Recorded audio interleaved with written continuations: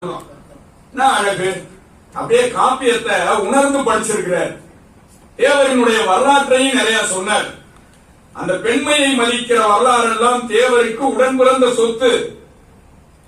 பர்மாவுக்கு ஒரு தடவை தேவர் பெருமான் போகையில அங்க பர்மாவுல என்ன மரியாதை கொடுப்பாங்க, அரசு மரியாதை அப்படின்னு சொன்னா, அங்க இருக்கக்கூடிய புத்த பிக்குணிகளை எல்லாம் படுக்க வச்சு, இந்த பக்கமும் இந்த பக்கமும் படுக்க வச்சு, அந்த புத்த பிக்குணிகளினுடைய கூந்தலிலே நடந்து செல்ல வேண்டும் என்பதுதான் அங்கே அரசு மரியாதை.